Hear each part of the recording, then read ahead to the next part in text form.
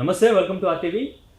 So ప్రస్తుతం Telangana government ఇంతకుముందు release అయిన పెద్ద పెద్ద సినిమాలు ఏవైతే ఉన్నాయో వాటన్నిటికీ కూడా టికెట్ ప్రైజెస్ అనేది హైక్ చేయడానికి ఒక కండిషన్ పెట్టారు.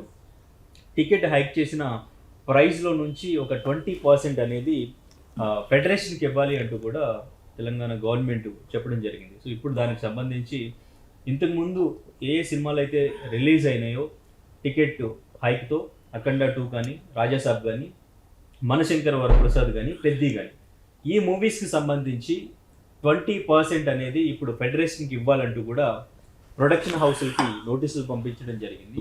సో అసలు ఈ 20% అనేది నిజంగానే ఫెడరేషన్కి ఇప్పుడు ఎగ్జిబిటర్స్ నుంచి తీసుకోవాలని కూడా చెప్పడం జరిగింది. మరి అది నిజంగానే ఇస్తున్నారా లేదా, అసలు మూవీకి సంబంధించి కూడా వాళ్ళు మాకు నష్టం వచ్చిందంటూ కూడా ఇంతకుముందు చెప్పడం జరిగింది. సో మరి అసలు ఇది కంటిన్యూ అవుతుందా, వాళ్ళ నుంచి ఆ 20% అనేది ఫెడరేషన్కి వెళ్తుందా లేదా, దీని గురించి మాట్లాడదాం. మనతో పాటు ప్రొడ్యూసర్ నటికుమార్ గారు ఉన్నారు. సార్ నమస్తే. నమస్తే సార్, ప్రొడక్షన్ హౌస్లకి నోటీసులు పంపించినట్టు చూసాం తెలంగాణ. చూసాను, నేను కూడా చూసాను. యాక్చువల్గా ఇప్పుడు ఆ 20% అనేది ఎలా క్యాలిక్యులేట్ చేసుకుంటారు? టికెట్ హైక్ అనేది 10 days అట్లా ఇచ్చారు. సో మూవీస్ చూసుకుంటే ఇప్పుడు ఆ లిస్ట్లో ఉన్న మూవీస్ ఏవైతే ఉన్నాయో ఆల్మోస్ట్ మనశంకర వరప్రసాద్ తప్ప మిగిలిన అన్నిటికీ కూడా మాకు కోట్లలో నష్టం వచ్చిందని ప్రొడ్యూసర్స్ చెప్తున్నారు అనేది ఇన్సైడ్ టాక్. సో ఇప్పుడు గవర్నమెంట్కి ఆ 20% ఇస్తారా ఇవ్వరా, అది ఎట్లా క్యాలిక్యులేట్ చేసి ఇస్తారు? ఇప్పుడు ఒకటి ఉంటుందండి, ఫస్ట్ రూల్స్ అండ్ రెగ్యులేషన్స్. మనం ఆ రోజు మీరు రేట్లు పెంచమన్నప్పుడు 20% గవర్నమెంట్కి ఇవ్వాలి అని, గవర్నమెంట్కి ఫెడరేషన్ అంటే ఎంప్లాయీస్ కార్మికుడికి ఇవ్వాలి అని, వెల్ఫేర్ ఫండ్ కింద ఇవ్వాలని ఆ రోజు రేవంత్ రెడ్డి గారు అనౌన్స్ చేశారు. కానీ అది ఆయన అనౌన్స్ చేసిన దాంట్లో కూడా ఆ జీవోలో కూడా రాంగ్ ఉంది. ఫెడరేషన్కి ఇమ్మని చెప్పకూడదు, ఎఫ్డీసీకి ఇమ్మని చెప్పాలి. ఫెడరేషన్ అనేది ప్రైవేట్ ఆర్గనైజేషన్. ఫెడరేషన్ కార్మికుల కోసం 24 క్రాప్స్ కలిపి ఫెడరేషన్ ఉంది. ఆ ఫెడరేషన్లో డబ్బులు ఏమయ్యాయో తెలియని పరిస్థితి ఈరోజు. ఆ ఫెడరేషన్లో వచ్చిన ఫండ్స్ అంతా ఏమయ్యాయో తెలియదు. స్కాములు స్కీములతో చిత్రపూర్ కాలనీ ఫెడరేషను మొత్తం ఉండిపోయి కోర్టు కూడా అడక్ కమిటీ వేసింది ఇప్పుడు. అంటే ఫెడరేషన్ కాదు, చిత్రపూర్ కాలనీ. ఫెడరేషన్లో ఉన్న డబ్బు, ఆ డబ్బు ఇప్పుడు ఆడిటింగ్, ఇంటర్నల్ ఆడిటింగ్లోనే ఆ డబ్బు ఏమైందో తెలియదు. ఏ కార్మికుడికి రూపాయి చెందలేదు, వెళ్ళలేదు. కనుక ఆ డబ్బుని first government is withdraw and government deposit and FDC. ఆ మనీ కార్మికుడికి ఒక వెల్ఫేర్ ఫండ్ అకౌంట్ ఓపెన్ చేసి ఆ డబ్బుని వెల్ఫేర్ ఫండ్ కింద ఇవ్వాల్సి వస్తే బాగుంటుంది అనేది ఉద్దేశం. ఇది నేను ఈరోజు కాదు, ఆ రోజే చెప్పాను. నెంబర్ 1. రెండోది, ఎగ్జిబిటర్కి సినిమా రిలీజ్ చేస్తారు. రిలీజ్ చేసిన షేర్ అమౌంట్ ఆయన రెంట్ తీసుకొని ఆ డబ్బుని డిస్ట్రిబ్యూటర్కి ఇచ్చేస్తాడు. డిస్ట్రిబ్యూటర్ ఎవరికి ఇస్తాడు? ప్రొడ్యూసర్కి ఇస్తాడు. అంటే ఇక్కడ ఎగ్జిబిటర్ నుంచి డబ్బు ఆటోమేటిక్గా వెళ్ళిపోయింది. అది కూడా దాంట్లో ఆ జీవోలో అది కూడా రాంగే. మీరు 20% వచ్చిన షేర్ అమౌంట్ ఏదైతే రేట్లు 10 రోజులు వచ్చిందో, హైప్ వచ్చిందో, ఆ 10 రోజులు వచ్చిన దాంట్లో 20% షేర్ అమౌంట్, హైప్ రేటు పెరిగిన దాంట్లో 20% మనం అర్థం చేసుకోవాలి. మొత్తం అమౌంట్ మీద కాదు, మొత్తం అమౌంట్ మీద చాలా కోట్లు అవుతుంది. ఓన్లీ 20% ఆ రేటు పెరిగిన దాని మీద 20% వెల్ఫేర్ ఫండ్కి డిపాజిట్ ఇవ్వాలి. అంటే వాళ్ళు మీకు 10 కోట్ల రూపాయల రేటు పెరిగిన దాని మీద వస్తే 2 కోట్లు వెల్ఫేర్ ఫండ్కి ఇవ్వాలి. అది అక్కడ ఎగ్జిబిటర్లనే ఆపమని చెప్పాలా, లేదా డిస్ట్రిబ్యూటర్ అంటే కంటిన్యూ ఉండడు. డిస్ట్రిబ్యూటర్ ఈరోజు ఆఫీస్ ఉండొచ్చు, తీసేవచ్చు రేపు. కానీ ఎగ్జిబిటర్ అనేది లైసెన్స్ ఈజ్ స్టాండర్డ్. కనుక అందుకే దాంట్లో డబ్బులు 20% కట్టమని, ఎఫ్డీసీ కట్టమని చెప్పాలి. అది కూడా రాంగ్ డిసిషనే. అంటే ఇది ఎందుకో ఏదో మామూలుగా ఎలక్షన్ టైంలో చెప్పారా, కావాలని చెప్పారా మాకైతే తెలియదు. కానీ ఇస్ నాట్ కరెక్ట్. ఇది ప్రాసెస్, ఇది కరెక్ట్ కాదు. ఒకటి, ఇప్పుడు ప్రొడ్యూసర్ని అడుగుతున్నారు. ప్రొడ్యూసర్ ఎక్కడి నుంచి ఇస్తాడు? ఒక సినిమా హిట్, ఒక సినిమా ఫ్లాపు, వాళ్ళకి బ్యాంకుల్లో డబ్బులు లేవు, చెక్కులు బౌన్సులు. వాళ్ళ పరిస్థితులు వాళ్ళకే అమోఘంగా ఉంటే ఎక్కడ ఫైనాన్సర్కి డబ్బు కడతామో, సినిమా రిలీజ్ అయిపోయిన తర్వాత పరిస్థితి ఎలా ఉంటుంది నిర్మాతది? సినిమా బాగుంది అన్నా కూడా అక్కడ డబ్బు రాదు, డబ్బు ఉండదు. మరి ఆ నిర్మాతలు ఎక్కడి నుంచి కడతారు? ఈ డబ్బు ఎప్పుడు అవసరం అవుతుంది? ఎప్పుడు వెల్ఫేర్ ఫండ్కి ఇస్తారు? ఎప్పుడు ఈ డబ్బు వస్తుంది? మనం థియేటర్ ఓనర్ని పెట్టుకుంటే ఆ ఓనర్ లైసెన్స్ ఆపొచ్చు డబ్బు రాకపోతే. ఇప్పుడు మీరు ఏ నిర్మాత క్రైసెన్స్ ఎల్ఎల్పీలు ఆపుతారు? నువ్వు పంపించిన నోటీసులు చూసా. అంటే నిర్మాత గురించి మాట్లాడదాం. అదే నీ సినిమాల కోసం వద్దులేండి, ఎందుకంటే సినిమాల కోసం మనం ఎస్ నేమ్స్ వచ్చినా కూడా నేమ్స్ మనం మాట్లాడకూడదు, కానీ నేమ్స్ అనేది మనం మాట్లాడొద్దు, ఎందుకంటే మనకు తెలిసిన సినిమాలే కాబట్టి. నేనేమన్నా తెలుసు, ఇప్పుడు వాళ్ళకి మనకి నష్టం వచ్చిందని ఆ సినిమాకి సంబంధించి కూడా తెలుసు. సో దానికి సంబంధించి ఇప్పుడు ఆ పీపుల్ మీడియా ఫ్యాక్టరీ నుంచి విశ్వప్రసాద్ గారు ఎక్కడి నుంచి తీసుకొచ్చి ఎంత అమౌంట్ ఇస్తారు, అసలు అది ఏంటది ప్రాసెస్ ఏంటి అసలు? ఏమండి ఎలా సంతకం పెట్టి ఇచ్చారండి? మీరు అండర్టేకింగ్ లెటర్ ఎందుకు ఇచ్చారు? మీరు లెటర్ ఇచ్చేటప్పుడు అండర్టేకింగ్ లెటర్ ఇచ్చేటప్పుడు గవర్నమెంట్కి రేట్లు పెంచేటప్పుడు ఒకరోజు లెటర్ పెట్టారు కదా, sir please rate increased, I'm accepted 20%, మేము వెల్ఫేర్ ఫండ్కి ఇవ్వడానికి మేము సిద్ధంగా ఉన్నాం అని మీరు లెటర్ మీ సంతకం పెట్టి ఇచ్చేటప్పుడు దాంట్లో రాయాలిగా. మరి ఏమని రాయాలి? అయ్యా మాకు లాభం వస్తే ఇస్తాం, నష్టం వస్తే ఇవ్వం, మేము ఎక్కడి నుంచి తేవాలి అని ఆ రోజు చెప్పాలి.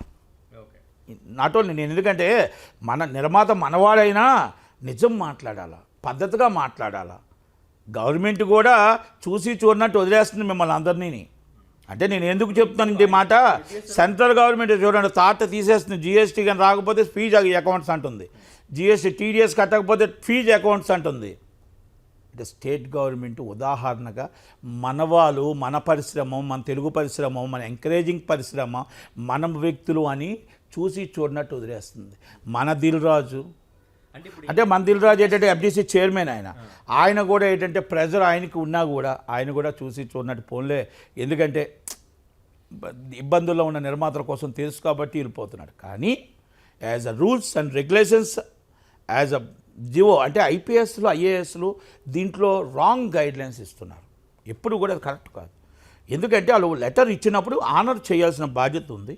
ఆనర్ చేయకపోతే నెక్స్ట్ మూవీ సెన్సార్ ఆపడు, censor rates and cancelled. Censor కానీ రేట్లు కానీ షూటింగ్ పర్మిషన్లు కానీ ఆపేయండి. నేను మిమ్మల్ని ఏమంటాను, మీరు అండర్టేకింగ్ ఇచ్చేటప్పుడే రాయాలి profit and pay the money welfare fund, loss not pay, please increasing rates. మరి అడగలేదే?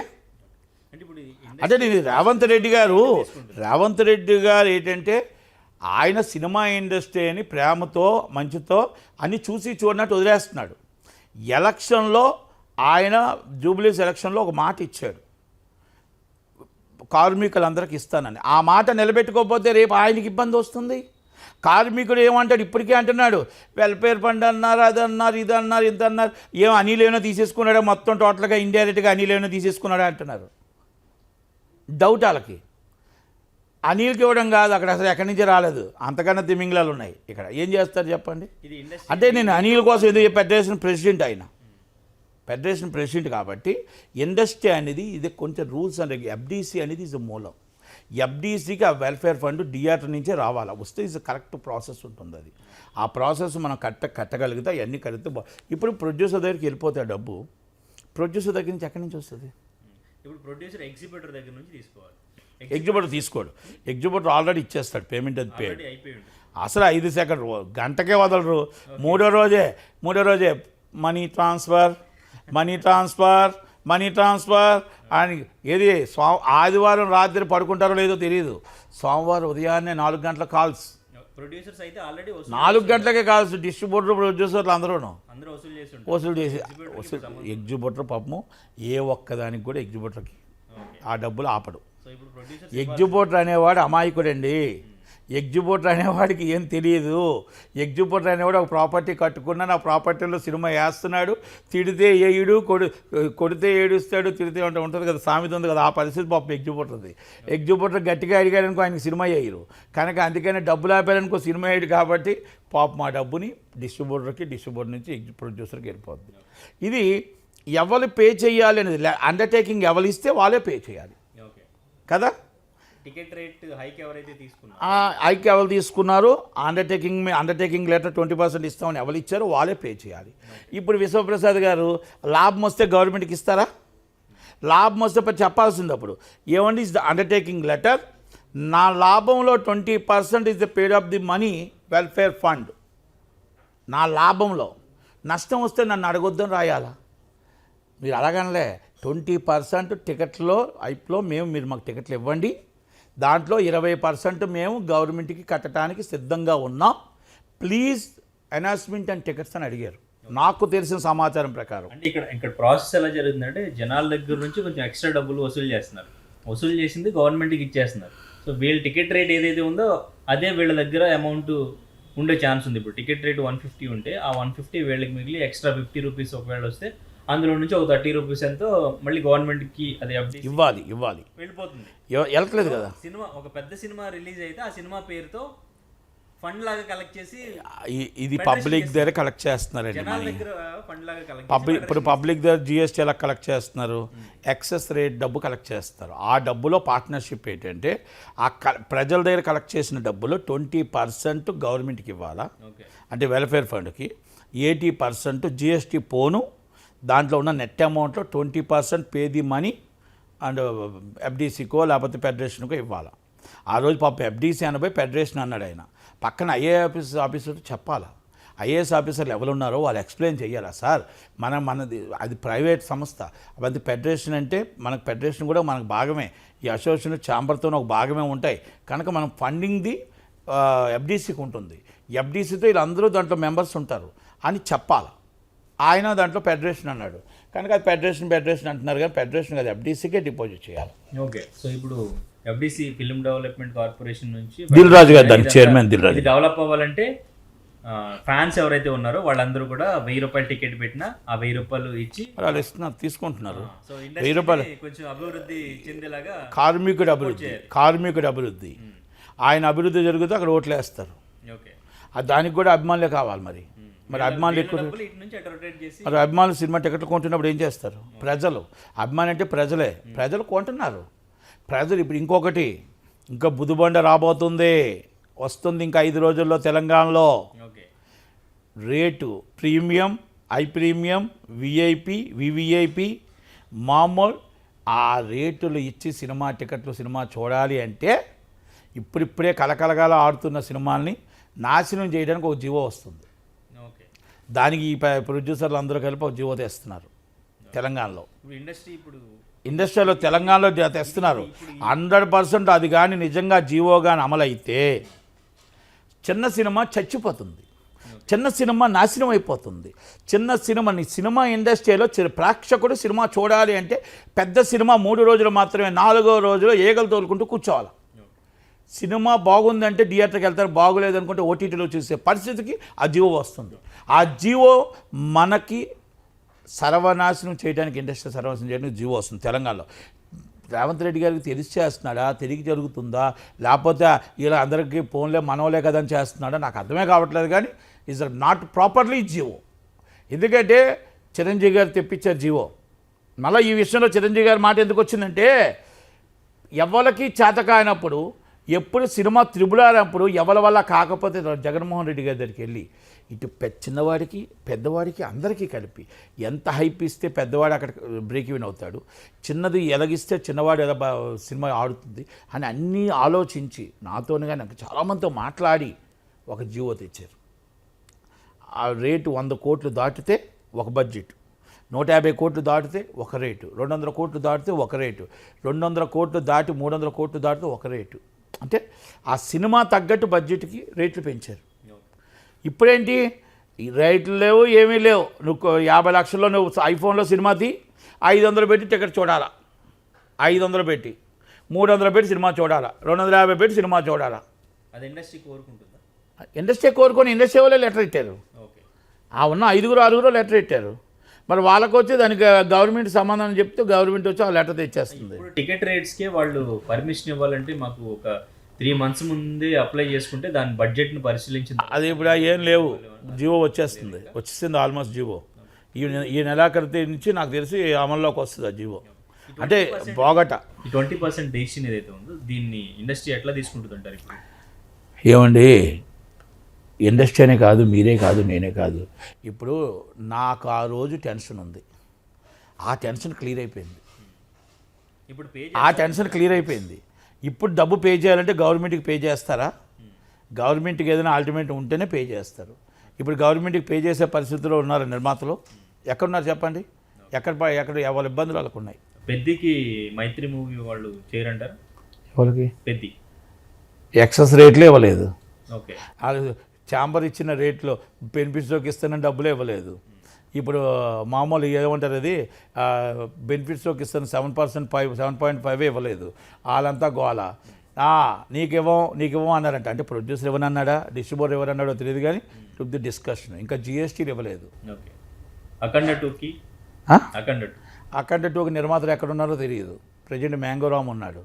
మ్యాంగో రామే ఇవ్వాలా. ఇంకా ఆయన కట్టాలి డబ్బు అంతనా. ఎక్కడ కడతాడు? సినిమా రిలీజ్ అవ్వడం కోసం పాపం మీద బాధలు పడ్డాడు దిల్ రాజును ఆయననా. ఇప్పుడు వాళ్ళు వచ్చి ఈ డబ్బు కూడా కడతారా? ఎక్కడి నుంచి కడతారు చెప్పండి? వాళ్ళ నిర్మాతల పరిస్థితి అయిపోయింది. పోనీ నిర్మాతలను ఆదుకుంటారా? గవర్నమెంట్ వచ్చి 20% వచ్చి లాభం వస్తే ఇమ్మన్నారు. పోనీ వాళ్ళిద్దరిని నిర్మాతలకు ఒక 100 కోట్లు ఇమ్మనండి. ఎవరెవరే ఎక్కడ ఊహించుకుంటున్నారు? అందరూ ఊహల్లో ఉన్నారు. ఏమండి ఏమొచ్చేస్తాయండి? ఎంత మిగిలిపోతుంది? ఇప్పుడు ఒక సినిమాకి ప్రొడ్యూసర్ ఒకడైతే ఆ ఒక్కడు 22 మందికి అమ్ముతాడు. 22 మందికి అమ్ముతాడు. బాగా మీరు అబ్జర్వ్ చేసుకోండి. Is 22 members. అది 100 కోట్లు వస్తే 22 మంది పంచుకుంటారు. 22 మంది పంచుకోగా ఉండేది 23వ వాడే ప్రొడ్యూసరు. చాలామంది చెప్పొచ్చు ఆంధ్ర 6, నైజాం 1, సీడెడ్ 1, 8 కదా అని.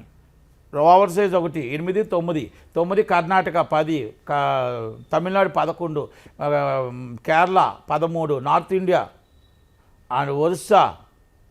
దాంట్లో మళ్ళీ ఓవర్ సైజ్లో డిఫరెంట్ అమెరికా, మళ్ళీ యూకే, ఇవన్నీ డిఫరెంట్ ఉన్నాయి. అంటే నేను ఇవన్నీ ఎందుకు చెప్పానంటే చాలామందికి తెలియదు. నిర్మాతే తినేస్తున్నాడు డబ్బు అనుకుంటాడు. పెట్టుబడిదారుడు నిర్మాతే, కానీ ఆ నిర్మాత ఇంతమంది డిస్ట్రిబ్యూటర్లకు అమ్ముతాడు. ఆ డిస్ట్రిబ్యూటరు ఎగ్జిబ్యూటర్లకు ఇస్తాడు. ఇది అందరి చేతికి. ఇప్పుడు మీరు ఇంత ప్రసాదం తెచ్చారు, ఈ ప్రసాదం నాకే ఇచ్చారు. ఈ ప్రసాదం అందరికీ పంచుకుంటూ వెళ్ళిపోతే నాకు ఎంత మిగులుతుంది? మీరు చెప్పండి పాయింట్. ఆ ప్రసాదమే మిగులుతుంది నిర్మాతకి. ఒక లాస్ వచ్చింది అనుకోండి, ఈ ప్రసాదం అందరికీ పంచాడు కదా, అందరికీ లాస్ వస్తుంది. నాట్ ఓన్లీ వన్ ప్రొడ్యూసర్, అందరికీ లాస్ వస్తుంది. కనుక అందుకనే చాలామందికి అర్థం కాదు ఏంటంటే నిర్మాత కోటీసుడు అయిపోతాడని చెప్పి ఇన్కమ్ ట్యాక్స్ రైడ్ అవుతుంది. ఆయన ఇంట్లో ఏమి దొరకవు. ఏం దొరుకుతుంది అంటే ఒక ₹1,00,000 క్యాషో 70,000 క్యాషో దొరుకుతుంది. అంతకన్నా ఎక్కువ దొరకవు. అంటే ఊహ.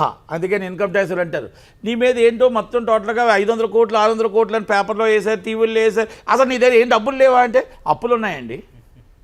ఏమైనా తీర్చగలుగుతారా మీరు? కైండ్లీ ఇన్ఫర్మేషన్ ఏమైనా హ్యాండ్లోనే ఇవ్వగలుగుతారా అని అడుగుతాడు. అంటే ఆ పరిస్థితులు కూడా రైడింగ్ అప్పుడు జరిగిన పరిస్థితులు ఉన్నాయి. నా చిన్నప్పటి నుంచి అలాంటి రైడింగ్లు కూడా జరిగాయి. రైడింగ్లు జరిగితే దెబ్బకి ఆశ్చర్యపోయారు. అందుకని ఏమైనా బ్యాంక్ అకౌంట్లో ఎందుకు చెక్కులు బౌన్స్ అవుతున్నాయి? ఇక్కడ 500 కోట్లు వచ్చింది కదా, ఏమైంది? ఎక్కడ మళ్ళించేస్తున్నావు నీ డబ్బు? వస్తేనే కదా సార్ ఆ చెక్కులు ఎందుకు బౌన్స్ అవుతాయి? అంటే ఈజ్ ద రియల్ మాట్లాడుతున్నాను. ఇది అబద్ధం కాదు. నేను ఇది ప్రతి నిర్మాత చెప్పుకోలేడు. ఎందుకంటే అక్కడ డబ్బు లేదు అంటే ఈ పేరు పోతుందేమో, రేపు హీరో డేట్స్ ఇవ్వడేమో, రేపు అప్పు ఇవ్వడేమో అని ఒక భయంతో బతుకుతున్నాడు, ఒక ప్రెస్టేజ్తో బతుకుతున్నాడు, ఒక పౌరుషంతో బతుకుతున్నాడు.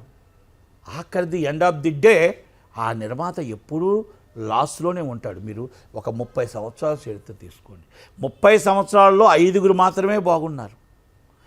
మరి 95 మంది ఏ రోడ్డు మీద ఎక్కడున్నారో నాకు చెప్పండి.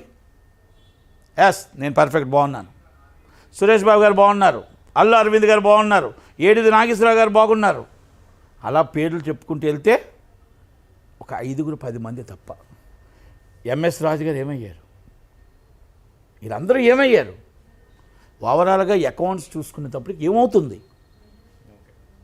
మనం ఏమంటే ఓవరాల్ అకౌంట్స్ చూసుకునేటప్పటికి ఏమవుతుంది? ఎస్, కొంతమంది చాలు మనకి ఇక్కడ బాగా ఇబ్బంది వస్తుంది అని ఆగిన వాళ్ళు మాత్రమే ఉన్నారు. ఇది మనం తెలుసుకోగలగాలి. ఇది ప్రతి నిర్మాత, కొత్తగా వచ్చిన నిర్మాత తెలుసుకోగలగాలి. ఎక్కడి నుంచి తెస్తున్నాం, ఏం చేస్తున్నాం? తెచ్చి సినిమా ఆడేస్తుందంటే ఒక షో సూపర్ ఫుల్స్ అంటున్నారు. ₹1,00,000 పెట్టినవాడు లక్ష్మీగల ఫుల్ అయిపోయింది అంటున్నాడు. బాగుంది. ఆ షో ఫుల్ అయితే 25,000 వస్తుంది. నీకు చేతికి వచ్చేది 8,000. నువ్వు సినిమా తీసేది ₹1,00,000. ఆ 100 మంది సంతోషంలో ఈ ₹1,00,000 పోయినా పర్లేదని ఒక సంతోషంగా ఉంటావు 3 రోజులు. 4వ రోజు అప్పులలో వచ్చి ఇంటికాడ కూర్చుంటారు. ఇక్కడి నుంచి నువ్వు పరిగెడుతూ ఉంటావు. ఆఫీస్ బంద్, ఇంకో బంద్. ఇవన్నీ రియల్గా సినిమా ఇండస్ట్రీలో జరుగుతున్నవి, ఈ వాస్తవాలు. సో సో ఫైనల్ ఈ 20% డెసిషన్ గురించి ఏం చెప్తారు? 20% డెసిషన్ కోసం ఎవరైతే అండర్టేకింగ్ లెటర్ ఇచ్చారో వాళ్ళు గవర్నమెంట్తో కూర్చొని మాట్లాడి కరెక్ట్ కాదు ఇది. ఆ 20% డెసిషన్ అనేది మీరు ఆయన ఆవేశంలో 20% ఇమ్మని చెప్పాడు. అలాగే మీరు 20% ఇవ్వాలంటే ఇప్పుడు కొన్ని కోట్ల రూపాయలు ఇవ్వాలి.